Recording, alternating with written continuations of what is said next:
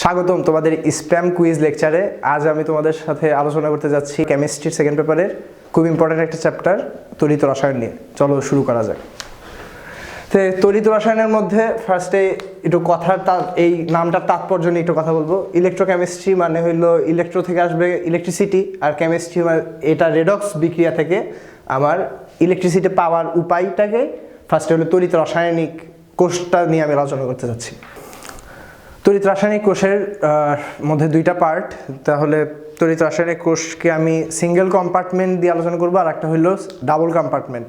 ফার্স্টে single compartment, একটা box নিব, বক্সের ভেতরে দুইটা দ্রবণ থাকবে। ধরো এইদিকে নিলাম জিঙ্ক সালফেট, এদিকে থাকবে কপার সালফেট।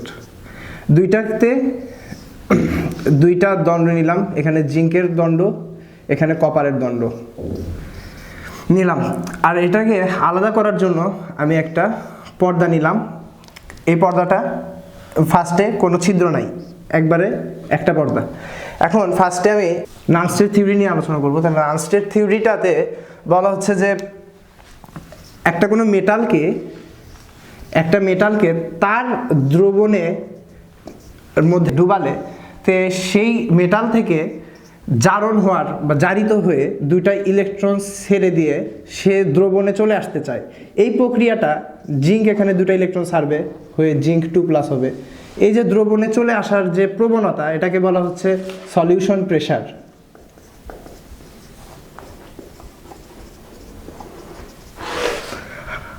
আবার আরেকটা, এটা জিঙ্ক, আবার আরেকটা হইতে পারে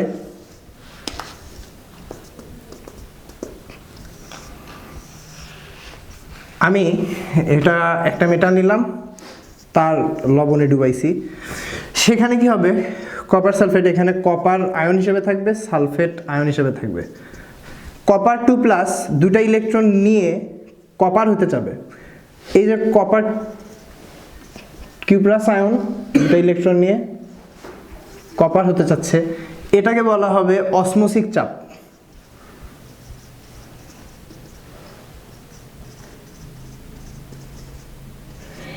এই দুইটাকে আমি যদি একটা পরিবাহী তার দিয়ে যুক্ত করে দিই, তাহলে এই ইলেকট্রন ছাড়বে, এই ইলেকট্রনটা এই অ্যামিটার পাস করে এদিকে আসবে, এসে ইলেকট্রন নিতে যাবে। এই দুইটা প্রেসার কখনোই সেম হবে না, আর এই দুইটার পার্থক্যটাই হবে আমার এখানে একটা যদি ভোল্টামিটার দিয়ে দিই, তাহলে এখানে সেই বিভবটা আমি পাবো, সেটাই আমার ইলেকট্রিসিটি। এইভাবে কিছুক্ষণ যাওয়ার পর ভোল্টামিটারে ভোল্টটা কি হবে, 0 হয়ে যাবে। তার মানে তড়িৎ প্রবাহ বিচ্ছিন্ন হয়ে গেল। এই তড়িৎ প্রবাহ জানতে নিরবিচ্ছিন্ন থাকে, এই জন্য কেন বিচ্ছিন্ন হয়ে গেল, সেটা হলো দুই জায়গায় আয়নের অসমতা। আয়নের এখানে জিঙ্ক 2+ আয়ন বেশি হয়ে যাচ্ছে, আর এখানে Q+ আয়ন কমে যাচ্ছে। এই অসমতাটাকে রাখার জন্য তোমরা 9-10-এর বা সবসময় এই তড়িৎ রসায়ন যখনই পড়ছো তখনই জানো যে এই অসমতাটা রাখার জন্য আমার কি করতে হয়, একটা লবণ সেতু ইউজ করা হয়, সল্ট ব্রিজ ইউজ করা হয়। আর এটা হলো ডাবল কম্পার্টমেন্টের ক্ষেত্রে। আর এটাই হলো নানস্টের থিওরিটা কি, এই সলিউশন প্রেসার আর অসমোসিক প্রেসার, এইখান থেকে আমার আসলে এই তড়িৎ দ্বারে যে বিভবটা সৃষ্টি হয়, এটা হলো আমরা নানস্টের থিওরি থেকে পাই। আর এখানে আমি বোঝাতে চাচ্ছি যে এটা হলো ডাবল কম্পার্টমেন্টসের, এটা হলো সিঙ্গেল কম্পার্টমেন্ট। সিঙ্গেল কম্পার্টমেন্টেও আমার ওই তড়িৎ প্রবাহটাকে নিরবিচ্ছিন্ন রাখার জন্য আয়নের চলাচলটা করতে হবে। এই জন্য আমি কি করব, এটাকে সছিদ্র পর্দা করব বা অর্ধবেদ্য পর্দা করে দেব, যাতে এই পর্দাটা এমনভাবে তৈরি করা হয় যাতে কিছু আয়ন যাওয়া আসা করতে পারে, সব বড় আয়নগুলো যাতে যাওয়া আসা না করতে পারে, ওইভাবেই সিস্টেম করে তৈরি করা হয়। তাহলে এখানে জিঙ্ক 2+ আছে, এখানে Q+ আয়ন আছে, যাওয়া আসা করতে পারবে। তো সিঙ্গেল কম্পার্টমেন্টে আমার যে সছিদ্র পর্দা ইউজ করা হয়, সেটাতে কিছু অসুবিধা থাকার জন্য আমরা হলো ডাবল কম্পার্টমেন্ট করি। সিঙ্গেল কম্পার্টমেন্টের একটা খুব যে অসুবিধাটা, সেইখানে একটা খুব ইম্পর্টেন্ট একটা বেসিক আছে কেন আমরা করব, সেইটা হইলো তরল সংযোগ বিভব। তরল সংযোগ বিভব, তাহলে এদিকে আছে, দেখো আমি তুলনা করার জন্য এদিকে নিচে নাইট্রেট আয়ন, এদিকে নিচে ক্লোরাইড আয়ন। তো এইখানে যদি আমার এই পর্দার এই পাশে নেগেটিভ চলে আসে, এইদিকে পজিটিভ চলে আসে, একটা বিভব এদিক থেকে এইদিকে আসতেছে তড়িৎ ক্ষেত্র। আর বাহিরে দেখো আমার V1 যেটা হলো আসল তড়িৎ বিভবটা, সেটা দেখো V1 এই দিকে যাচ্ছে। তাহলে আমি এটা আসলে ভেক্টর না, আমি ভেক্টরের সেন্স থেকে বোঝাচ্ছি, এটা এইদিকে যাচ্ছে আর এটা এইদিকে, মানে হইলো দুইটা এক বিয়োগ হয়ে যাচ্ছে, অর্থাৎ V1 মাইনাস V2 হচ্ছে। আর আমার যে এটা হলো পরবর্তীতে, তাহলে আমাকে বিভবের মানটা কমাই দিচ্ছে।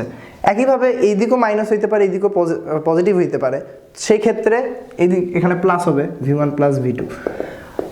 তাহলে এইটা হলে আমার আসল, যদি আমি আসলটা বাহির করতে চাই, তাহলে আমার আসলটা বাহির করতে চাইলে আমার V2টাকে বা 0 হইতে হবে, তাহলে V1টা কাছাকাছি মান হলে হবে। এই V2টাকে অনেক মানে 0-র কাছাকাছি নিয়ে যাওয়ার জন্যই আমরা হইলো সল্ট ব্রিজটা ব্যবহার করি। এখানে কেন এই বিভবটা সৃষ্টি হচ্ছে এটা নিয়ে একটু আলোচনা করব। তো নাইট্রেট আর ক্লোরাইড, তাহলে নাইট্রেট এখানে আসবে মোবিলিটির বেসিকটা। মোবিলিটি বলে একটা জিনিস আছে, মোবিলিটি মানে যাওয়া আসার ক্ষমতা। তো নাইট্রেটের ভর বেশি, ক্লোরাইডের ভর কম। তাহলে ক্লোরাইড যত তাড়াতাড়ি এই দিকে আসবে, নাইট্রেট তত তাড়াতাড়ি ওই দিকে যেতে পারবে না। ক্লোরাইড বেশি চলে আসবে এইদিকে, বেশি নেগেটিভ হয়ে যাবে, আর এইদিকে যায় কম নেগেটিভ হবে। ফার্স্টে কম নেগেটিভ হলো, এইদিকে কম নেগেটিভ, এইদিকে বেশি নেগেটিভ। এটা মানে কি, এটা বোঝো যে এইদিকে আসলে পজিটিভ হয়ে গেছে, এই জায়গাটা ক্লিয়ার। তাহলে আমার এরকম হওয়া যাবে না, এখানে একটা বিভব সৃষ্টি হয়ে যাচ্ছে এতটুকু জায়গাতে, যেটা আমার হওয়াটা বাঞ্ছনীয় না। এই জন্য আমরা ইউজ করি salt bridge. Salt bridge use করলে এই আমার দুটা তরল সংযোগ হচ্ছে না, আর এই জায়গায় জাস্ট অল্প কিছু বিভব যায়, যেটাকে আমরা মানে অত উল্লেখযোগ্য না, 0 ধরে নিতে পারি। এই জন্য আমরা সল্ট ব্রিজটা ব্যবহার করি। মোবিলিটি খুব সহজ একটা জিনিস, যে মোটা সে হলো আস্তে দৌড়াবে, আর যে চিকন সে জোরে দৌড়াবে। তো এইখানে হলো এই চিকন আর মোটা দিয়ে এখানে না, যার ভর বেশি ভর কম। এই আণবিক ভর ক্লোরাইডের আণবিক ভর কম, আর এখানে আণবিক ভর বেশি, কিন্তু আয়নের আণবিক ভর তার মৌল হিসাবে চিন্তা করলেই হবে, তার অণু হিসাবে চিন্তা করলেই হবে। এটা একটু কমপ্লিকেটেড, কিন্তু এইভাবে চিন্তা করলেই হবে যে কিন্তু এটা আণবিক ভর দিয়ে চিন্তা করলেই হবে। আচ্ছা, এখন লবণ সেতুটাতে খুব বেশি আলোচনা করার কিছু নাই। লবণ সেতুতে আমার কিছু লবণ ইউজ করা হয়, সেটা হইল পটাশিয়াম ক্লোরাইড, সোডিয়াম ক্লোরাইড, তারপর আছে অ্যামোনিয়াম ক্লোরাইড, অ্যামোনিয়াম নাইট্রেট হইতে পারে। তো সবচেয়ে অ্যাপ্রোপ্রিয়েট হলো পটাশিয়াম ক্লোরাইড। এটা প্রত্যেকটাতেই বেশিরভাগটাতে এটা ইউজ করলে কোনো সমস্যা হয় না। অনেক কিছুর উপর এই লবণটা কি লবণ ইউজ করব সেটা এখানে কি আছে, কি কম্পার্টমেন্ট, এইটার উপর নির্ভর করে। কি কাপল আছে, জিঙ্ক আছে, কপার আছে, এই জন্য আমি পটাশিয়াম ক্লোরাইড নিছি। তো আর কিছু একটা জিনিস, যে এটা উল্টা করে রাখা হয়েছে এই দ্রবণটাতে, তাহলে এই দ্রবণটা থেকে তো পটাশিয়াম ক্লোরাইড পড়ে যাবে। এই জন্য এটাতে জেল ইউজ করা হয়, অ্যাগার জেল, এটা বয়ে আছে। আর এইখানে তুলা ইউজ করা হয় এইখানে। আর যখন এখানে জিঙ্ক 2+ বেড়ে যাচ্ছে, পজিটিভ আয়ন বেড়ে যাচ্ছে, তখন ক্লোরাইড এখানে ব্যাপন ডিফিউশন করে দ্রবণে চলে আসে। আবার এই দিকেও সেম কাহিনী ঘটে, এখানেও কপার বেশি চলে গেছে, এখানে পজিটিভের অভাব মানে নেগেটিভ হয়েছে, তাই এখানে পটাশিয়াম চলে আসে।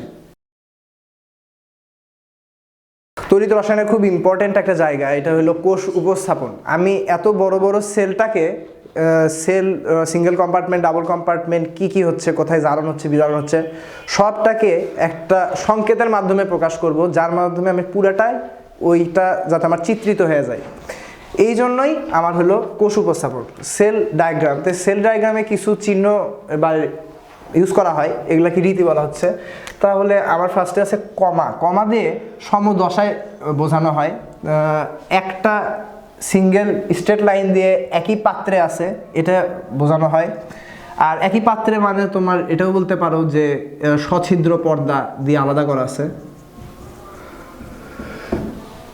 ডাবল স্ট্রেট লাইন দিয়ে বোঝানো হয় লবণ সেতু দিয়ে যুক্ত করা আছে, আর স্ল্যাশ দিয়ে বোঝানো হয় ভিন্ন দশায় আছে।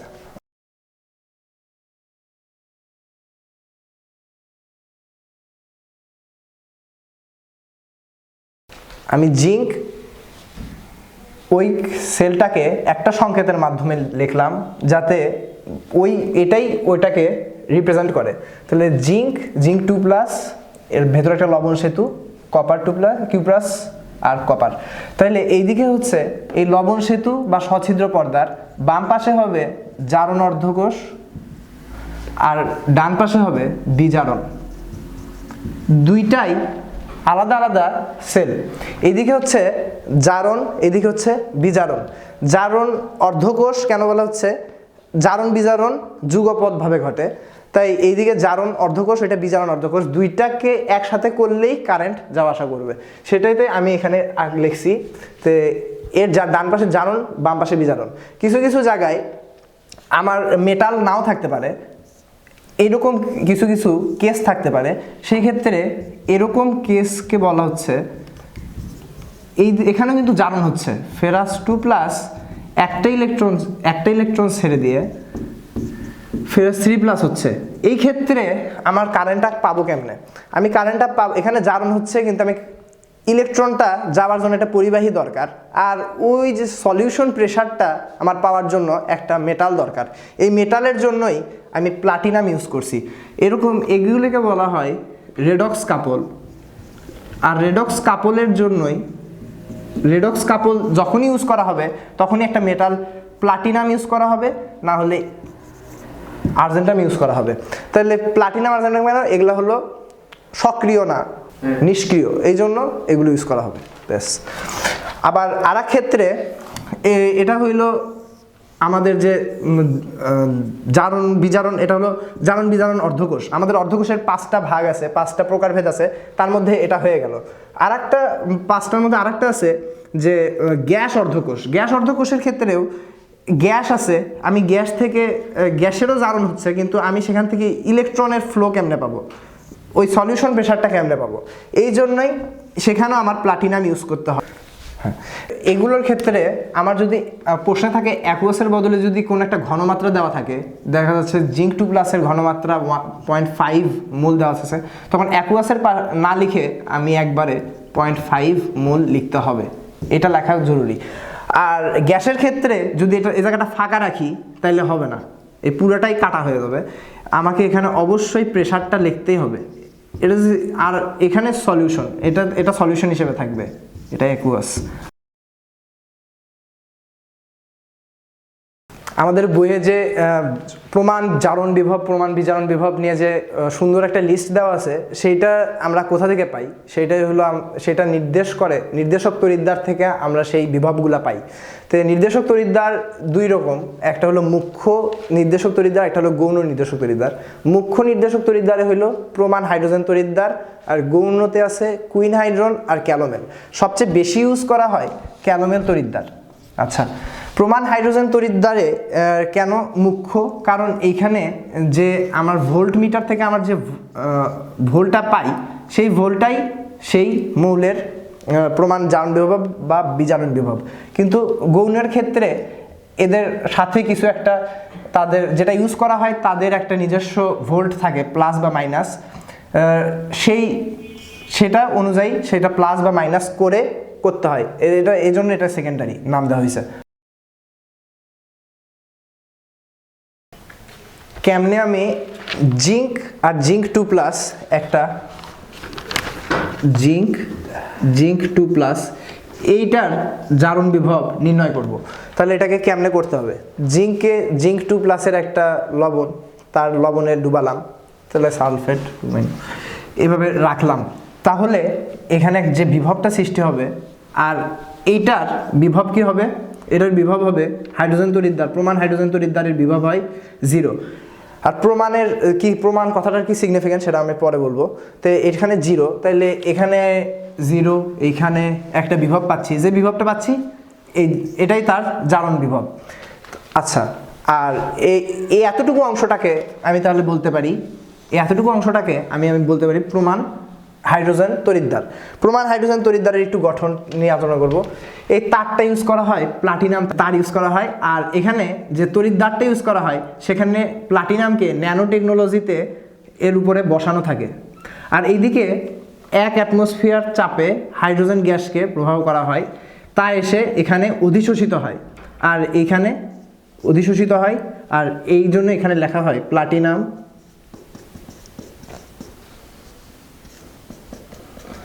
তাকে HCl 1 মোলারিটি ঘনমাত্রার HCl দ্রবণে ডুবানো রাখা হয়। তখন এর যে ইএমএফ সেটা হয় 0। আর তার এই নির্দেশকটাকে ইউজ করাই আমি এই ভোল্ট আপ পেতে পারি।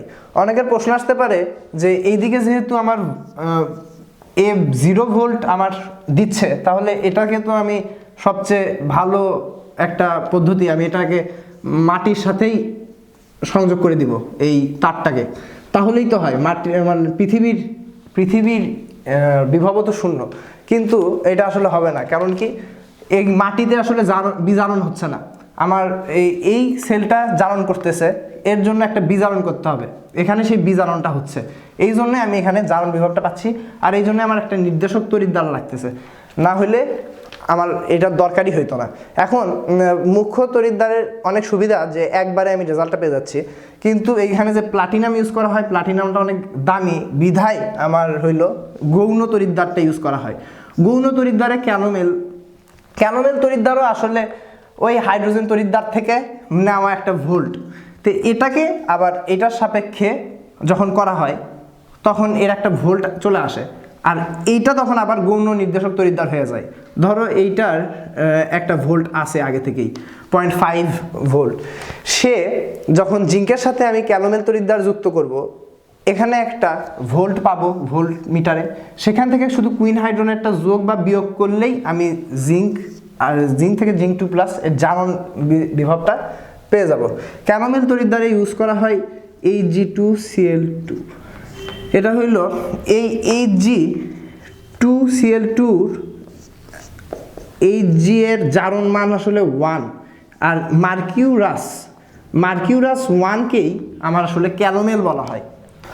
আর কুইন হাইড্রোনটা হইলো একটা ক্যানোমেলের, যেমন এখান থেকে একটা নাম পাইলাম, এরকম কুইন হাইড্রোনও কিছু গ্রুপ আছে কেমিস্ট্রির, সেখান থেকে কুইন হাইড্রোন আছে। কুইন হাইড্রোন খুব বেশি ইউজ করাও হয় না, আবার হইল কুইন হাইড্রোনটা অতটা ইম্পর্টেন্ট না আমাদের জন্য, তাই কুইন হাইড্রোনটার আলোচনা এখানে বাদ দেওয়া যাচ্ছে। আর একটা ছোট জিনিস, হাইড্রোজেন তড়িৎদ্বারের ইনর সেল, যেটা হলো আমার বিজারণ বিভব বা জারণ বিভব, এটা সর্বসম্মতিক্রমে 0 ধরে নেওয়া হয়। আসলে এটারও একটা জারণ বিভব বা বিজারণ বিভব পাওয়া যায়, ওই 25 ডিগ্রি সেলসিয়াস তাপমাত্রায় আদর্শ অবস্থায় এরও একটা বিভব পাওয়া যায়, কিন্তু ওটার সাপেক্ষেই যেহেতু একটা লিস্ট করা হচ্ছে, এটা যদি কিছু থেকেও থাকে এটা খুব একটা তাৎপর্য বহন করে না, এই জন্য এটাকে সর্বসম্মতিক্রমেই 0 ধরা হয়। কিন্তু আসলে এর বিভব কখনোই একবারে 0.00 না, কিছু একটা বিভব আছে। এখন আদর্শ কোষ বিভব আর অনাদর্শ কোষ বিভব নিয়ে আলোচনা করতে যাচ্ছি। আদর্শ কোষ বিভব, অনাদর্শ কোষ বিভব, আমি যে কোষ বিভব যে ভোল্ট মিটারে যেটা পাবো, এটা আমি আগে থেকে কেমনে পাবো সেটার জন্যই এই সূত্র। তো আদর্শ কোষ বিভবে আদর্শ লেখা আর অনাদর্শ লেখা না। আদর্শ মানে হইল স্ট্যান্ডার্ড, কি থাকতে হবে, 25 ডিগ্রি সেলসিয়াস তাপমাত্রা থাকতে হবে, আর আমি যদি তরল ইউজ করি তাইলে ঘনমাত্রা থাকতে হবে, আর আমি যদি গ্যাস ইউজ করি যেমন গ্যাস অর্ধকোষ, সেখানে আমার প্রেশারটা 1 অ্যাটমসফিয়ার হইতে হবে। তাহলে সেক্ষেত্রে সেলটা বাহির করা, ইনর সেল, সেক্ষেত্রে ইনর সেল আদর্শ, সেক্ষেত্রে 3টা সূত্র আমাদের দেওয়া আছে, অক্সিডেশন অ্যানোড,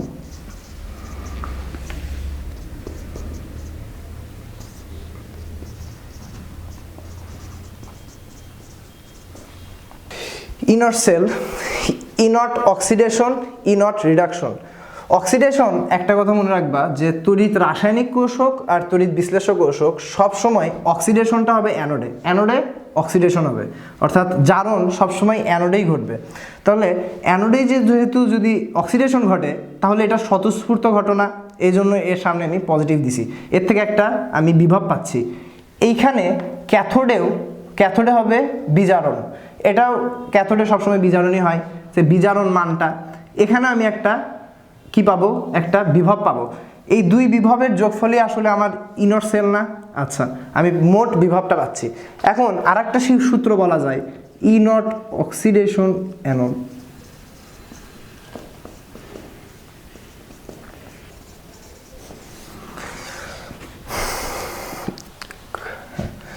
এই সূত্র থেকে আসলে এই সূত্র থেকে আসলে এই সূত্র আসে। তো এটা কি জন্য মাইনাসটা আসলো? এখানে স্বতঃস্ফূর্ত যখনই হবে, ঘটনা যখনই স্বতঃস্ফূর্ত হবে তখনই পজিটিভ, আর যখন স্বতঃস্ফূর্ত না, সেটাকে জোর করা হচ্ছে, তখনই সেটা হয়ে যাবে নেগেটিভ। এখানে অ্যানোডে অক্সিডেশন ঘটছে, ওয়েল এটা ঠিক আছে, কিন্তু ক্যাথোডে রিডাকশন ঘটে, সেখানে আমার অক্সিডেশনের মান দেওয়া, তাই এটাকে আমার চেঞ্জ করতে হবে। অক্সিডেশন যা ঘটবে তার নেগেটিভ, আসলে এটাই আসলে এটা না। আবার এখান থেকে এখানে অ্যানোডে রিডাকশন দিছে, কিন্তু অ্যানোডে হয় অক্সিডেশন, তাহলে এটাকে আমার বিয়োগ করে দিতে হচ্ছে। এইখান থেকে আসলে এই সূত্র, তাই আমার মনে হয় এই সূত্রটা মনে রাখলেই হচ্ছে, বা এই জিনিসটা মেইন, আর এগুলা না রাখলেও হচ্ছে। আর এখান থেকে আর বইয়ে আছে ই নট ডান বাম, এগুলা কখনোই মনে রাখবে না। আদর্শ কোষ বিভবে আমার যে তিনটা ফ্যাক্টর ছিল, এই তিনটা ফ্যাক্টরের মধ্যে যে কোনো একটা যদি আমার ফল করে, তাহলেই আমার সূত্র চেঞ্জ হয়ে যাবে। এই আগের সূত্র দিয়ে আমি আর সেম ই নট সেল, যে আমার আসল কোষ বিভব, এটা আসলে আর নির্ণয় করা যাবে না ওই সূত্র দিয়ে। তখন ই সেলটা অন্য কোনো রেজাল্ট হবে। সেটা কি হবে একটু দেখব। তাহলে সবচেয়ে বেশি ফ্যাক্টরটা কি? এটা তাপমাত্রাও না, অন্য কিছু প্রেশারও খুব একটা না, কিন্তু আমার সবচেয়ে বেশি কাজ করবে হলো ঘনমাত্রা। ঘনমাত্রা সব ক্ষেত্রে জিঙ্ক 2+ আয়নে সব ক্ষেত্রে 1 মোলারিটির ঘনমাত্রা ইউজ হবে এমন কোনো কথা নাই, 0.5 হতে পারে, সেই ক্ষেত্রে আমার সূত্র চেঞ্জ হয়ে যাবে। এটা আসে মুক্ত শক্তির পরিবর্তন, একটা থিওরি আছে, সেখান থেকে আসে যে মুক্ত শক্তির পরিবর্তন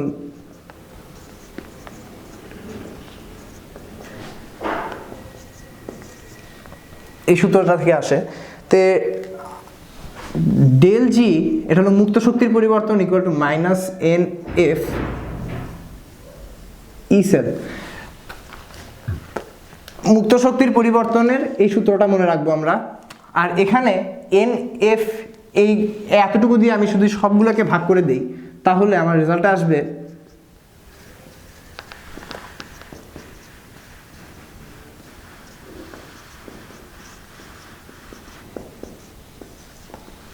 আর এই লন কিউ মানেটা কি? এই কিউটা হইল সাম্যাবস্থা। সাম্যাবস্থা, রাসায়নিক সাম্যাবস্থা অধ্যায়ে যে আমাদের একটা রিয়াকশনের উপরে থাকবে, তার হলো বিক্রিয়ার দুই দিক থাকবে, আর এটা সাম্যাবস্থায় পৌঁছে যাবে। এরকম চলতে থাকবে, যখন এরকম উভমুখী চিহ্ন থাকবে, তখন রাসায়নিক সাম্যাবস্থায় কিউটা হচ্ছে রাসায়নিক সাম্যাঙ্ক, যেটা হলো রাসায়নিক সাম্যাবস্থা অধ্যায়ে এটা তোমরা শিখে আসবা। ইম্পর্টেন্ট একটা অঙ্ক দেখতে পাচ্ছি, একটা অনেক বড় একটা অঙ্ক, কেউ ভয় পাওয়ার কিছু নাই, সোজা অঙ্ক, অনেকগুলা ফ্যাক্টর এখানে বুঝাবো, তাই একবারে বড় একটা অঙ্ক করলাম। তো এইখানে 30 ডিগ্রি সেলসিয়াস তাপমাত্রায় বিক্রিয়াটা হচ্ছে, ফার্স্টে বলে দেওয়া আছে। তো ফার্স্টে একটা সংকেত দেওয়া আছে, সেল প্রেজেন্টেশন দেওয়া আছে, তারপর এই দুইটা ইনফরমেশন দিয়ে দিছে, প্রমাণ, জারণ, বিভব দিয়ে দিছে। তো আমরা এই রিয়াকশনটা থেকে ফার্স্টে বুঝতে পারতেছি যে নিকেলের জারণ হচ্ছে। তো জারণ অর্ধকোষে নিকেল দুইটা ইলেকট্রন ছেড়ে নিকেল 2+ হয়েছে, কিন্তু এখানে দেখো ফেরাস 3+, এখানে দেখছি কি ফেরাস 3+, ফেরাস 2+, তার মানে এই লবণ সেতুর এই পাশে হবে বিজারণ। তাহলে ফেরাস 3+, ফেরাস 2+ হয়েছে, তার মানে একটা ইলেকট্রন গ্রহণ করছে, এখানে কি হয়েছে? বিজারণ হয়েছে, রিডাকশন। কিন্তু আমার এখানে যে দুইটা ইলেকট্রন ছাড়ছে, ফেরাসকেও কি দুইটা ইলেকট্রন গ্রহণ করতে হবে, তাই এখানে সবগুলাকে আমি 2 দিয়ে গুণ করছি, তার মানে এখানেও 2। এখন দেখো সমতা হয়ে গেছে, আমি এখানে লিখতে পারি নিকেল প্লাস দুইটা ফেরিক, নিকেল 2+, দুইটা ফেরাস। এখন আমি নানস্টের ইকুয়েশন দিয়ে সলভ করব। তাহলে নানস্টের ইকুয়েশন ই সেল, কারণ আমার ঘনমাত্রা কি আলাদা আলাদা, 1 মোলারিটি নাই, তার মানে ফল করছে একটা ফ্যাক্টর, তাই আদর্শ অবস্থা থেকে অঙ্কটা করা যাবে না, এর বিচ্যুতি হবে। তাহলে ই নট সেল, তারপর RT ভাগ NF লন, তারপর সেই সাম্যাঙ্কের সেই জিনিসটা যে নিকেল তার ঘাত সহগ ঘাত হয়ে যাচ্ছে, ঘাত এখানে। তাহলে এইটা হবে উৎপাদের উপরে, আর নিচে হচ্ছে কি বিক্রিয়কের ক্ষেত্রে নিকেলটা কি দেখো, নিকেল কোনো কি অবস্থায় নাই, নিকেল আয়নিক অবস্থায় নাই, তাই এর ঘনত্বটাকে আমি 1 ধরছি, জন্য এখানে কিছু লিখি নেই পরের ইয়াতে। এখন ই নট সেলটাও এখানে আমি বুঝাই দিচ্ছি। ই অক্সিডেশন অ্যানোড আমার জারণ হচ্ছে, তাইলে এটা আমার স্বতঃস্ফূর্ত ঘটনা, তাই দেখো ফার্স্টে একটা পজিটিভ দিয়ে দিছি। এখন এখানে ফেরাস 2 প্লাস ফেরাস 3 প্লাস, এখানে হয়েছে কি জারণ, তাই বললে কিন্তু এটার আসলে কি হবে, বিজারণ হবে না, রিডাকশন ক্যাথোড, অর্থাৎ E not ferrous 2 plus ferrous 3 plus, এটা আসলে জারণ মান দেওয়া, কিন্তু আমাকে এখানে লিখতে হবে কি রিডাকশন মানে বিজারণ, অর্থাৎ ফেরাস 3 প্লাস থেকে ফেরাস 2 প্লাস হবে, ফেরিক থেকে ফেরাস হবে। তাহলে এটা চেঞ্জ হয়ে যাচ্ছে, -0.77 ছিল, এটা আবার মাইনাস দিয়ে গুণ করলে কি হবে, +0.77 ভোল্ট হবে। এইটা এখানে লেখা হয়েছে, এটা তখন স্বতঃস্ফূর্ত হয়ে গেল, তাই পজিটিভ হলো। এই দুটা গেল 8, তারপর আর এর মান দেওয়া আছে 30 ডিগ্রি, এটাকে টি কেলভিনে নিতে হবে, 96,500 ফ্যারাডের মান, আর এখানে দুইটা ইলেকট্রন নিয়ে কাজ কারবার হয়েছে, এই জন্য এন এর মান 2। এখন লন ওই ঘনমাত্রাগুলোই জাস্ট এখানে করে একটা অ্যান্সার বাইর হবে, 1.4 ভোল্ট।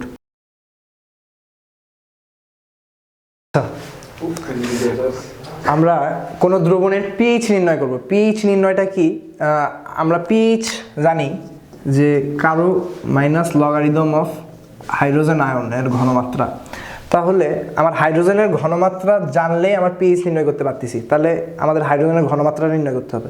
ধরি এই দ্রবণের হাইড্রোজেনের ঘনমাত্রাটা জানি না, আর এই পাশে নিছি আর একটা অর্ধকোষ, যেটাকে আমরা বলতেছি যে প্রমাণ হাইড্রোজেন তড়িৎদ্বার, তো সেটার সাথে এটার রিয়াকশন করে আমরা যে ভোল্ট পাবো, সেখান থেকে এই অঙ্কটা করে আমরা পিএইচটা নির্ণয় করব। তো সেটা কেমনে, তো এইটাতে 1 অ্যাটমসফিয়ার চাপে আমি হাইড্রোজেন গ্যাস প্রবাহ করছি, এখানেও তা করছি, এটা ঠিক আছে, তাপমাত্রাও ঠিক আছে, আমি জাস্ট এটার ঘনমাত্রাটা চেঞ্জ হয়েছে, তাই না? তাহলে এই ঘনমাত্রার চেঞ্জের জন্য এখানে আমি একটা ভোল্ট পাবো, আর সেটা কার থিওরি থেকে, কার ইকুয়েশন থেকে, নানস্টের ইকুয়েশন থেকে। তো ফার্স্টে দেখো অ্যানোডে কি হচ্ছে, আমি ধরে নিই এটা এখানে বিজারণ হচ্ছে, ধরে নিলাম, কারণ জারণ হচ্ছে না বিজারণ হচ্ছে, হাইড্রোজেনের এখানে জারণ হইতে পারে বিজারণ হইতে পারে, আমি ধরে নিলাম এখানে বিজারণ হচ্ছে। তাহলে অ্যানোডে কি হবে, হাইড্রোজেন একটা ইলেকট্রন ছেড়ে দিবে, জারণ হচ্ছে, তাহলে ই অ্যানোড। তাহলে এই জিরোটা কোথা থেকে আসলো, এটা যদি প্রমাণ অবস্থায় থাকতো তাইলে 0 হতো, আর কতটুকু বিচ্যুতি হচ্ছে সেটা এটা, তাহলে RT ভাগ NF সেটা লিখলাম, তারপর লন H হাইড্রোজেনের ঘনমাত্রাটা। তাহলে কোনো কিছুকে লন আর লগের মধ্যে লন x equal to 2.303 log x লেখা যায়, ঠিক আছে? তাহলে এইখান থেকেই আমি লন হাইড্রোজেনের ঘনমাত্রাটাকে 2.303 লগ হাইড্রোজেন লিখলাম। আর এই সবগুলা এখানে 8.3 আর এর মান, টি এর মান, এন এর মান, এখানে একটা ইলেকট্রন নিয়ে যাওয়া আসা কাজ হচ্ছে, তাই এখানে একটা ইলেকট্রন, আর 96,500। তো এগুলা সব কিছু মিলে একটা মান পাওয়া যায়, সেটা হলো 0.0591। তো এইটা হলো ই অ্যানোডের। ই অ্যানোডটা কি, এখানে অ্যানোড, আর এটা হলো ক্যাথোড। ক্যাথোডে বিজারণ হচ্ছে আমরা ধরে নিছি, তাহলে ক্যাথোড। তাহলে এই দুটা মিলে তো আমরা এই ই সেলটা পাবো, এটাকে বলা হয় ইএমএফ। তাহলে ই সেলটা পাচ্ছি, তাহলে ই অক্সিডেশন অ্যানোড, ই রিডাকশন ক্যাথোড লিখলাম। তাহলে এইটার রিডাকশন ক্যাথোড, এর বিজারণ বিভব কি হবে, প্রমাণ অবস্থায় আছে, এটা 0 হয়ে যাবে, তাহলে এটা না লিখলেও হচ্ছে। আর ই অক্সিডেশন অ্যানোড, এটাই চলে আসতেছে এইখানে। আচ্ছা, জিরো, এখানে ফার্স্ট একটা মাইনাস আছে, তাহলে মাইনাস লগারিদম অফ হাইড্রোজেন ঘনমাত্রা, তাহলে সেটাকে আমি লিখতে পারছি পিএইচ, আর সামনে খালি 0.591, আর পিএইচ এইদিকে রেখে দিলাম। এটা সিম্পল ইকুয়েশন করলে এটা চলে আসতেছে। তাহলে কোনো কিছুর আমি যদি হাইড্রোজেনের ঘনমাত্রা বা পিএইচ নির্ণয় করতে চাই, তাহলে কি হবে, জাস্ট এখান থেকে ভোল্টামিটার থেকে ভোল্টটা নিব, আর তার নিচে শুধু এই জিনিসটা দিয়ে ভাগ করে দিব, তাহলে আমার তার পিএইচটা বাইরে হয়ে যাবে।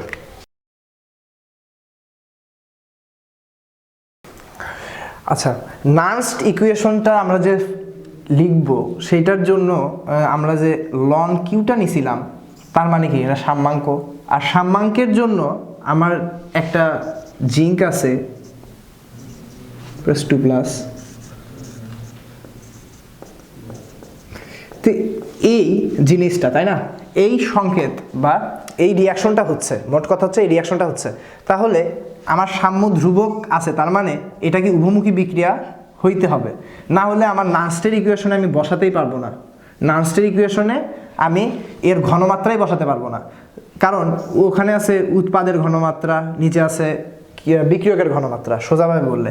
তাহলে যদি এটা একমুখী হয়ে যায়, তাহলে বিক্রিয়কের ঘনমাত্রা 0 হয়ে যায়, আর 0 হয়ে গেলে সেটার কোনো মিন করতে পারে না, সেটা অসংজ্ঞায়িত হয়ে যায়, মানে কিউটা, মানে সাম্যধ্রুবক কিউটা কি হয়ে যায়, অসংজ্ঞায়িত হয়ে যায়। তাই এটাকে অবশ্যই উভমুখী চিহ্ন দিয়ে প্রকাশ করা উচিত, এটা একটা সিম্পল জিনিস। তো এখানে একটা সেল প্রেজেন্টেশনের দেওয়া আছে, তাহলে এই জিনিসটাতে বলা থাকবে যে এই একটা রিয়াকশন হচ্ছে, পাশে জিঙ্কের জারণ বিভব দেওয়া থাকবে, কপারের বিজারণ বিভব দেওয়া থাকবে, এগুলো এরকম করে অঙ্ক দেওয়া থাকবে। তাহলে বোঝা যাচ্ছে, তখন প্রশ্ন থাকতে পারে যে এটা সাম্যাবস্থায় পৌঁছালে এই কিউ এর মানটা বাহির করতে বলবে। তো তখন ওই আমরা নার্সের ইকুয়েশনে বসাবো, সব কিছু বসাবো, কিন্তু ই সেল যেটা, সেইটা ই সেল, ই নট সেল একটা বাহির হবে আমাদের -RT NF লন কিউ। এখান থেকে তাপমাত্রা এগুলো সব কিছু মিলে আমার কিউটা বাহির করব, ভালো কথা, কিন্তু আমার ই সেল জানা নেই, ই নট সেল জানা আছে, কিন্তু আমাদের ই সেলটা জানা নাই। কিন্তু এটা যখন বলবে, প্রশ্নের মধ্যে দেওয়া আছে যে সাম্যাবস্থায় পৌঁছালে আসলে তার আর কোনো কি দিবে না, ই সেল অর্থাৎ কোনো বিভব পাওয়া যাবে না সাম্যাবস্থায় পৌঁছালে। দুই দিকে বিভব, দুই দিকে আয়নের সমতা হয়ে যাবে, তখন কি হবে, আর ইলেকট্রন এই পাশে যাওয়ার প্রবণতা দেখাবে না, ওই দিকে আসার প্রবণতা দেখাবে না। ভোল্ট মিটার কি হবে, দুই দিকে বিভব সমান, মানে কি, এইদিকে প্লাস যতখানি এইদিকে প্লাস যতখানি, কারেন্ট যাবে না, অর্থাৎ বিভব শূন্য হয়ে যাবে।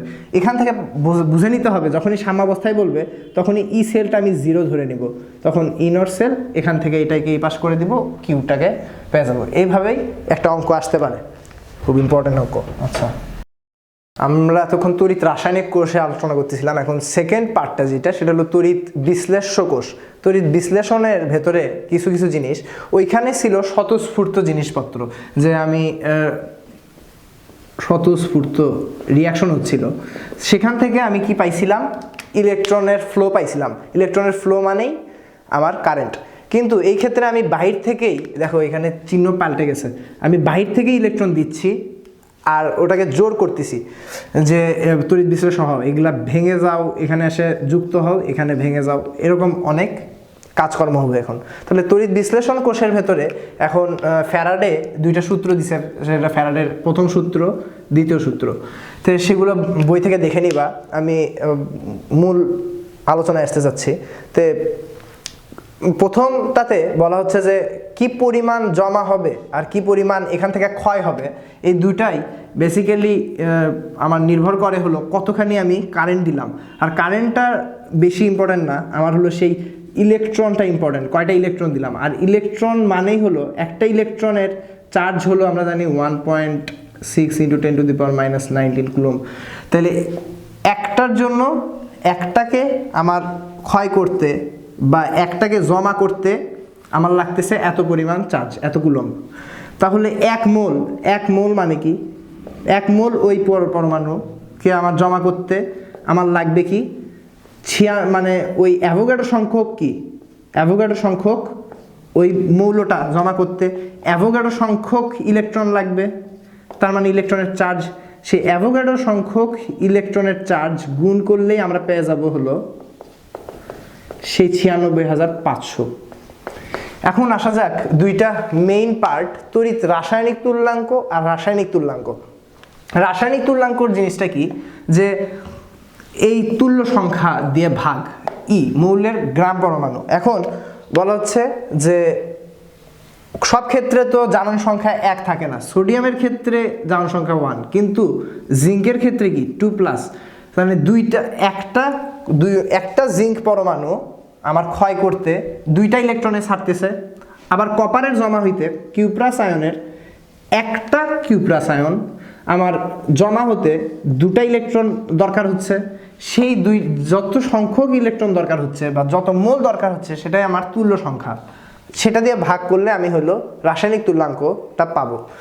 আর সেটাকেই হলো এইটাতে 96,500 কুলম্ব দিয়ে কথা নাই, কিন্তু এখানে 96,500 দিয়ে ভাগ করে দিছি, তাহলে সেটা হয়ে গেছে তড়িৎ রাসায়নিক তুল্যাঙ্ক। এই ক্ষেত্রে এটা প্রকাশ করায় 1 কুলম্ব চার্জ দিব কতখানি জমা হবে, জমা হবে বা ক্ষয় হবে। এই ক্ষয় হওয়া মানে হলো দ্রবীভূত হওয়া, আসলে তাই ক্ষয় না লিখে আমরা দ্রবীভূত লিখতে পারি, কতখানি দ্রবীভূত হবে। আর রাসায়নিক তুল্যাঙ্কটা কি, 96,500 দিয়ে ভাগ করা নাই, তার মানে এটাকে গুণ দেওয়া আছে এইখানে। এই ক্ষেত্রে এই জিনিসটা প্রকাশ করে 1 ফ্যারাডে করলে কতখানি জমা হবে বা কি, এতটুকুই। তুল্য সংখ্যা জিনিসটা কি, কারো 1 মোল পরিমাণ ওই মৌলটা দ্রবীভূত বা জমা, এই দুটাই হতে পারে। কারো 1 মোল হতে হবে, তার ক্ষেত্রে কত মোল ইলেকট্রন লাগে, 2 মোল হইলে তার তুল্য সংখ্যা 2 হয়ে যাবে। যেমন কিউপ্রাসের জন্য 2টা ইলেকট্রন লাগছে, কিউপ্রিকের জন্য 3টা ইলেকট্রন লাগবে, 3টা ইলেকট্রন ছেড়ে দিবে, এইরকম 3টা ইলেকট্রন গ্রহণ করে কপার হয়ে যাবে। তো সেই ক্ষেত্রে এর 3, তার মানে সেই ক্ষেত্রে তুল্য সংখ্যা কিন্তু 3 হবে। ফ্যারাডের সূত্রতে আসতেছি। ফ্যারাডের প্রথম সূত্র বলতেছে ওই তো কতখানি আমি চার্জ দিব তার উপর কতখানি জমা হবে সেটা নির্ভর করবে। তাহলে এটা কার উপর নির্ভরশীল, চার্জের উপর নির্ভরশীল। তাই সমানুপাতিক চিহ্নের ডান পাশে লিখলাম। একটা সমানুপাতিক ধ্রুবক দিছি জেড, আর জেড এর মানে আগে আমি বলে দিছি যে জেড হলো তড়িৎ রাসায়নিক তুল্যাঙ্ক। সেখান থেকে আমি পাই জেড ইকুয়াল টু m/e 500। আর এখানে ইটা আসলে ইলেকট্রন না, ইটা হইল তুল্য সংখ্যা, আর এমটা হইল তার যেই মেটালটা ইউজ করা হয়েছে তার আণবিক ভর বা পারমাণবিক ভর, নিচে সেই 96,500 যে ফ্যারাডে, 1 ফ্যারাডে। আচ্ছা ঠিক আছে এইটা। আর দ্বিতীয় সূত্রে কি বলছে, প্রত্যেকটা অনেকগুলো নিলাম পাত্র, প্রত্যেকটা পাত্রে আমি আলাদা আলাদাভাবে একই পরিমাণ বিদ্যুৎ দিচ্ছি, তাহলে সেখানে তার যে কি পরিমাণ জমা হবে সেটা আরেকটা ফ্যাক্টরের উপর নির্ভর করে, সেটা হলো রাসায়নিক তুল্যাঙ্ক, যে একটা দিতে কয়টা ইলেকট্রনের প্রয়োজন একটা পরমাণু জমা হতে বা দ্রবীভূত হইতে। তো সেখান থেকে একটা খুব ইম্পর্টেন্ট একটা অঙ্ক দেখো, এই অঙ্কটা এখান থেকে যে এরকম একটা অঙ্ক আসতে পারে সেটা দেখাচ্ছি, যে প্রতি গ্রাম জিঙ্ক ক্যাথোডে জমা করতে খরচ হয় 100 টাকা, তাহলে 15 গ্রাম অ্যালুমিনিয়াম জমা হতে কত খরচ হবে। তো এখানে আমাকে জিঙ্কের পারমাণবিক ভর দিছে, অ্যালুমিনিয়ামের পারমাণবিক ভর দিছে। তো এখান থেকে এটার ফার্স্টে যে এই অবস্থায় নিয়ে আসছি, তুল্য সংখ্যা দিয়ে ভাগ দিয়ে আমার রাসায়নিক তুল্যাঙ্কটা নিয়ে আসছি, যে প্রত্যেকটার এটার জন্য কতখানি জমা হবে, এটার জন্য কতখানি জমা হবে, মানে রাসায়নিক তুল্যাঙ্কটা কি আসলে 1 ফ্যারাডে আমি বিদ্যুৎ প্রবাহিত করব, তাহলে কতখানি জমা হবে। 1 ফ্যারাডের জন্য এখানে 1, কিন্তু যদি যার সংখ্যা 1 হইতো তাহলে 1 ফ্যারাডের জন্যই কি আমার 1 মোল হইতো না, 1 মোল সোডিয়ামের ক্ষেত্রে সোডিয়াম জমা হইতো বা দ্রবীভূত হইতো। কিন্তু এখানে যেহেতু জিঙ্কের একটার জন্য 2টা ইলেকট্রন প্রয়োজন, অ্যাভোগাড্রো সংখ্যার জন্য 2Na মানে 2 মোল ইলেকট্রন দরকার, সেখান থেকে 2 মোল ইলেকট্রনের চার্জ মানে 2 ফ্যারাডে, সেইটা এখানে আসতেছে। আর এইটার একটা অনুপাতই হলো এই তড়িৎ রাসায়নিক তুল্যাঙ্ক। রাসায়নিক তুল্যাঙ্ক ব্যাপারটা আরেকটু ক্লিয়ার করার জন্যই এই 4টা জিনিস লেখা, যে 1 ফ্যারাডে চার্জ দিলে সোডিয়াম কতখানি জমা হবে। 1 ফ্যারাডে মানে আমি আগে বলছি যে ওই তো 96 অ্যাভোগাড্রো সংখ্যক ইলেকট্রন আছে, তাহলে অ্যাভোগাড্রো সংখ্যক ইলেকট্রন দিয়ে অ্যাভোগাড্রো সংখ্যক সোডিয়াম আয়ন জমা হবে, তার মানে অ্যাভোগাড্রো সংখ্যক সোডিয়াম আয়ন মানে আবার বলা যায় 1 মোল। কিন্তু সেই অ্যাভোগাড্রো সংখ্যক দিয়ে দেখো নিকেলের 2টা করে লাগতেছে ইলেকট্রন, তাইলে এখানে কি হবে, 1 মোল কি হবে? এটা লেখা কি ঠিক আছে? লেখা ঠিক নাই, এটা কাটা হবে। এখানে আসলে হাফ মোল হবে। হাফ মোল আবার মানে কি, নিকেলের যে পারমাণবিক ভর তাকে 2 দিয়ে ভাগ। আবার 1 ফ্যারাডের চার্জ দিলে কিউ প্লাস আয়নের জন্য এখানেও কি হবে, 2টা ইলেকট্রন লাগতেছে, তাহলে আমি আবার এন সংখ্যক ইলেকট্রন দিলাম, সে 2টা করে ইলেকট্রন নিচ্ছে, একটা পরমাণু 2টা করে ইলেকট্রন নিচ্ছে, তাহলে এখানে কি হবে, অ্যাভোগাড্রো সংখ্যক মাইনাস ভাগ 2 এত সংখ্যক কিউ প্লাস আয়ন কি হচ্ছে, জমা হচ্ছে। কিন্তু আবার কিউ প্রিকে কি হবে, 3 দিয়ে ভাগ হবে, এখানে আবার একটা পরমাণু 3টা করে ইলেকট্রন নিচ্ছে, তারপর জমা হচ্ছে। তো এই জিনিসটাই হলো সবচেয়ে ইম্পর্ট্যান্ট একটা ধাপ, যে রাসায়নিক তুল্যাঙ্ক ইকুয়াল টু এম ভাগ ই। ইটা আমার প্রকাশ করতেছে তুল্য সংখ্যা। আমরা ফিরে আসি এখানে। তো এই জিনিসটা, এতটুকু জিনিস ক্লিয়ার, তাহলে এখান থেকে আমি পাইলাম যে সেই অ্যাভোগাড্রো সংখ্যক আমি ইলেকট্রন মানে 96,500 কুলম্ব দিলে জমা হচ্ছে এতটুকু, মানে হাফ মোল জিঙ্ক। আর এখানে হচ্ছে 1/3 মোল অ্যালুমিনিয়াম, সেখান থেকে 9 পাইছি। আচ্ছা 9 গ্রাম আসলে।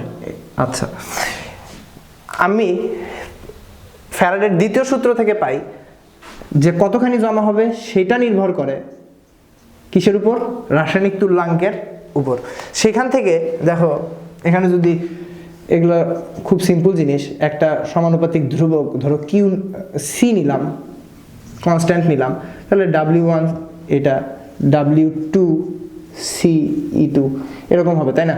তাহলে ভাগ দিলে কি হবে, এরকম কিছু একটা হবে। সমানুপাতিক যেহেতু এরকম করে ভাগ করে লেখা যায়, আই গেস এটা সবাই জানো। আচ্ছা তাহলে EZN ই অ্যালুমিনিয়াম, আবার কতখানি জমা হবে সেটার অনুপাত সমান হবে। সেখান থেকেই এরকম করে এর জমা হয়েছে 15 গ্রাম, তাহলে এর কতখানি জমা হবে, এর জমা হবে এত %। এই একটা সিম্পল ক্যালকুলেশন করে অ্যান্সার আসবে এত। এতে এত গ্রাম আসলো, এটাকে জাস্ট 1 গ্রাম করতে লাগে 100 টাকা, তাহলে এর কত লাগবে, এটা একটু গুণ দিয়ে দিলাম, ব্যাস এতটুকু সিম্পল একটা অঙ্ক। কিন্তু এখানে 2টা খুব ইম্পর্টেন্ট বেসিক আছে, 1 নম্বর বেসিক, এইখানে 2 নম্বর বেসিক, তাই এই অঙ্কটা করানো।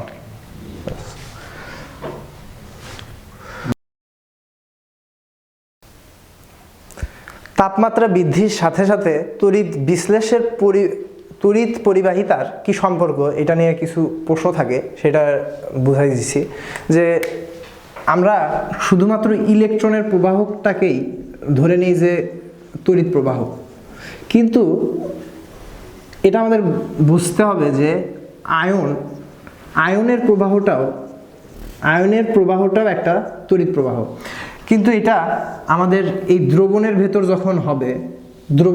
যখন হবে সেটা আমার কাজে আসতেছে না, আমাকে বাইরে কোনো আলো জ্বালাতে বা অন্য কোনো কাজ করতে কি করতেছে, এই কি ইলেকট্রনের ফ্লো লাগবে। আমার এইখানে আয়নের প্রবাহ হচ্ছে, এখানেও কিন্তু একটা তড়িৎ যাওয়া আসা করতেছে। এটা খুব ইম্পর্ট্যান্ট একটা সেন্স যে আয়নের চলাচলটাও একটা ইলেকট্রন প্রবাহ। তো তড়িৎ বিশ্লেষের এই পরিবাহিতার জন্য তাপমাত্রা বৃদ্ধি কম, এটার জন্যই কিন্তু আমার ওই মনে আছে কি লন কিউ, সেখানে ঘনমাত্রা তার সামনে কিছু ছিল RT, এই যে তাপমাত্রাটা ছিল, এটা কিন্তু সেখান থেকেই আসা। তো আমাদের তাপমাত্রার জন্য বেশি ঘনমাত্রা বেশি হবে কম হবে এগুলার কিছু আছে। তো এই জন্যই এই পার্টটা নিয়ে আসা। তড়িৎ বিশ্লেষের পরিবাহিতা দুইটা ফ্যাক্টরের উপর নির্ভর করে। একটা হইল একক আয়তনে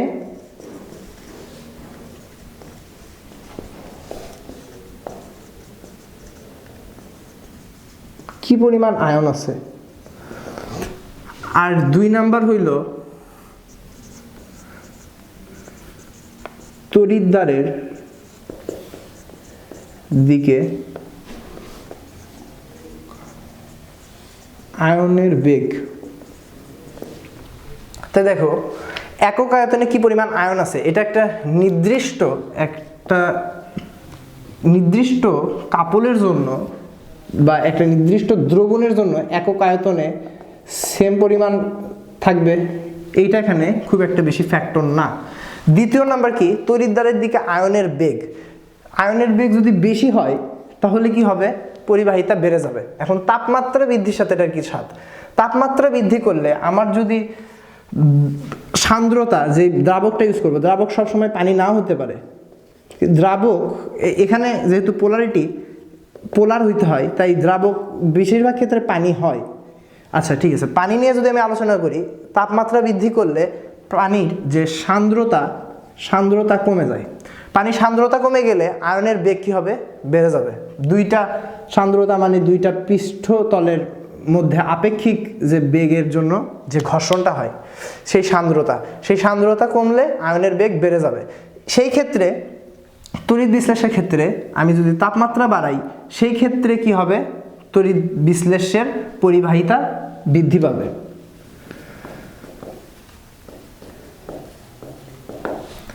আর একটা ফ্যাক্টর আছে, 3 নাম্বার ফ্যাক্টরটা হইল আমি তাপমাত্রা বাড়ালাম, সেই অনুযায়ী আমার যেহেতু কি উভমুখী বিক্রিয়া ছিল না, উভমুখী বিক্রিয়া হইলে আমার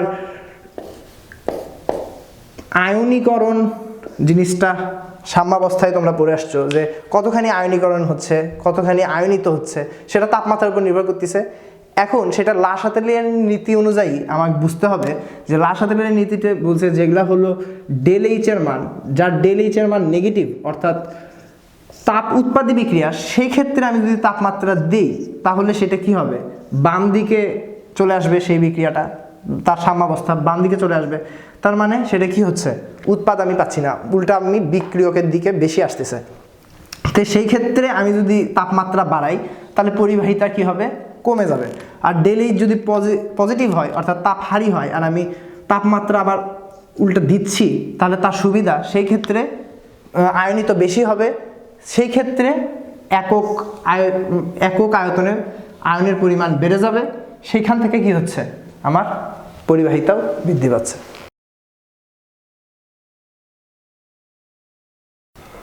হাইড্রোজেন ফুয়েল সেল, তাহলে হাইড্রোজেন ফুয়েল সেল নিয়ে আমরা আলোচনা করবো। তো হাইড্রোজেন ফুয়েল সেলের প্রথম কথা হচ্ছে, হাইড্রোজেন সেল ইউজ করলে পরিবেশের জন্য কোনো কি কার্বন কণা, কার্বন ডাইঅক্সাইড এগুলো কিছু হয় না, পরিবেশের জন্য ভালো, এই জন্য ফুয়েল সেল ইউজ করা হয়।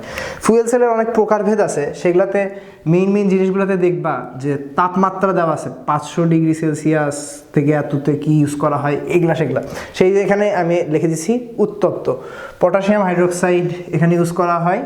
এইদিকে নিকেল আবরণযুক্ত সছিদ্র গ্রাফাইট অ্যানোড ইউজ করা হয়, আর এখানে অ্যানোড হিসেবে ইউজ করা হয় নিকেল, সাথে থাকে নিকেল অক্সাইড।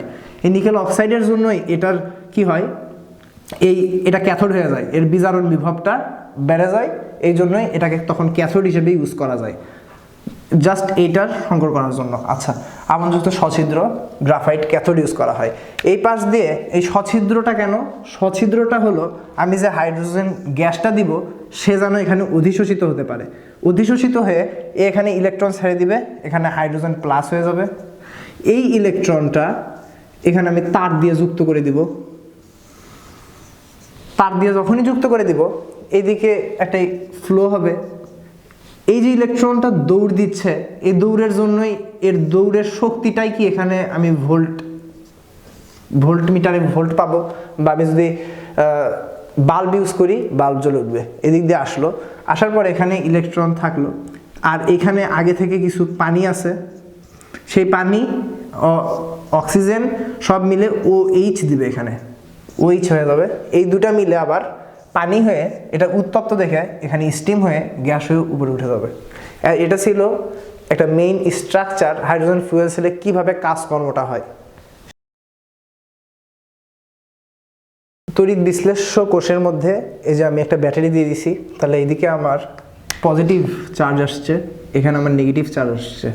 তাহলে এখানে যেহেতু ইলেকট্রন আসছে, আমি যদি সোডিয়াম ক্লোরাইডের বিশ্লেষণ করতে চাই তাহলে এটা গলিত অবস্থায় আছে। তাহলে গলিত অবস্থায় থাকলে যদি পানি না থাকে, এটা একটা কথা, সোডিয়াম ক্লোরাইড গলিত অবস্থায়। আমার আয়নিত হয় একটা জিনিস কখন, গলিত অবস্থায় হইলেই হবে বা তার জলীয় দ্রবণ হতে হবে। সোডিয়াম ক্লোরাইড একটা হতে পারে লিকুইড, একটা হতে পারে অ্যাকুয়াস। এটা মানে কি, পানি থাকবে সাথে। পানি থাকলে যখন আমি তড়িৎ বিশ্লেষণ করব তখন পানিটাও কিছুটা পরিমাণ, অল্প কিন্তু কিছু পরিমাণ বিয়োজিত হবে। তাই শুধুমাত্র গলিত অবস্থায় সোডিয়াম ক্লোরাইডের যদি আমি তড়িৎ বিশ্লেষণ করতে চাই তাহলে ক্লোরিন এখানে চলে যাবে, ক্লোরিন ইলেকট্রন দিবে, ক্লোরাইড এখানে এসে জমা হবে, আর সোডিয়াম এখানে চলে যাবে। এটা খুব সিম্পল। কিন্তু পানি থাকলে পানিও কিছুটা বিয়োজিত হচ্ছে। তাহলে এখন কথা হচ্ছে, এখানে দুইটা জিনিস চলে আসছে, অ্যানায়ন ক্যাটায়ন দুইটা করে চলে আসছে। এখন কথা হচ্ছে কে আগে যাবে কে পরে যাবে। এখন সোডিয়াম আবার হাইড্রোজেন আয়ন দুইজনই ক্যাথোডে যেতে চাচ্ছে, ক্যাটায়ন ক্যাথোডে যেতে চাচ্ছে, কিন্তু কে আগে যাবে। এখন সোডিয়ামের ঘনমাত্রা বেশি, এর ঘনমাত্রা বেশি, কিন্তু এর সোডিয়াম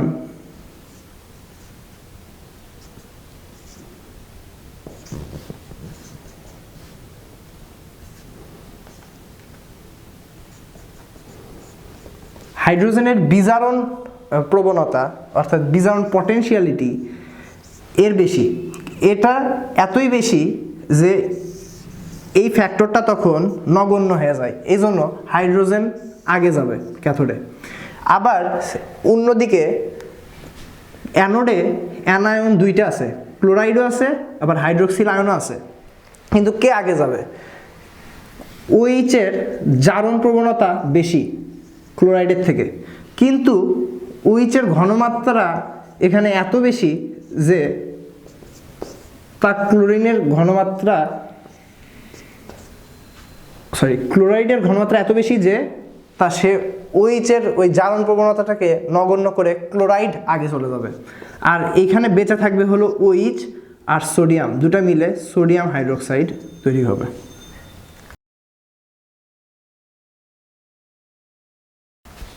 তে আমরা এখন ব্যাটারি নিয়ে আলোচনা করব। ব্যাটারিটা কি, একটা হইল ওই আবার সেই প্রথম দ্বিতীয় শ্রেণী প্রথম শ্রেণী, তো প্রাইমারি আর সেকেন্ডারি বলা হচ্ছে। তো প্রাইমারি ব্যাটারি কি, আমরা যে রিমোটে যে ব্যাটারি ইউজ করি, যে ব্যাটারি শেষ হয়ে গেলে ফেলে দিই, এটা হইল প্রাইমারি।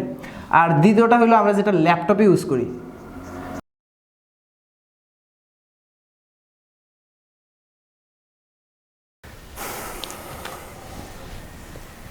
সেকেন্ডারি ব্যাটারির মধ্যে লেড স্টোরেজ ব্যাটারি খুব ইম্পর্টেন্ট। তো এটা জাস্ট বোঝানোর এখানে তেমন কিছু নাই, জাস্ট ইকুয়েশন। তো অ্যানোডে কি রিয়াকশন হয়, লেড থাকে তার সাথে সালফিউরিক অ্যাসিড সম্পৃক্ত অবস্থায় থাকে, তার সাথে এটা এইভাবে অ্যানোডে এই জিনিস হয়, ক্যাথোডে এই জিনিস হয়, এতটুকু। আর পরেরটাতে একটা সামগ্রিক সেল প্রেজেন্টেশন হলো নিচেরটা, সামগ্রিক সেল বিক্রিয়া যেটা, এটা হলো এইটা। তো এখান থেকে যখন এইদিকে যাবে তখন হবে বিদ্যুৎ ক্ষরণ, অর্থাৎ আমরা বাইরে বিদ্যুৎ পাবো। এটা হলো স্বতঃস্ফূর্ত ঘটনা, তাই বিদ্যুৎ পাচ্ছি। এখন সব শেষ, যখন দুই দিকে বিভব সমান হয়ে গেল, তার মানে দুই দিকে বিভব সমান হয়ে গেল, আমার আর কারেন্ট যাওয়া আসা করবে না। কিন্তু আমি এই বিভবটাকে আবার আগের অবস্থায় নিয়ে যাব, এই জন্য বাহির থেকে আবার একমুখী বিদ্যুৎ দিব। তাহলে বিদ্যুৎগ্রস্ত করলে আবার এই জিনিসটা যখনই চলে আসবে তখন এটাকে আবার আমি বিদ্যুৎগ্রস্ত করলে আবার আগের অবস্থায় চলে আসবে। তো ব্যাটারির ভেতরে এরকম জিনিসপত্রগুলাই হয়, কিন্তু প্রাইমারি ব্যাটারিতে যেগুলো হলো আমাদের ড্রাই সেল বলা হয়, ড্রাই সেলে এরকম আর নতুন করে ব্যাটারিতে চার্জ দেওয়া যায় না, সেগুলো একমুখী, সেগুলোতে জাস্ট বিদ্যুৎ ক্ষরণ হবে, শেষ হয়ে যাবে, তারপর ওটা ফেলে দিতে হবে।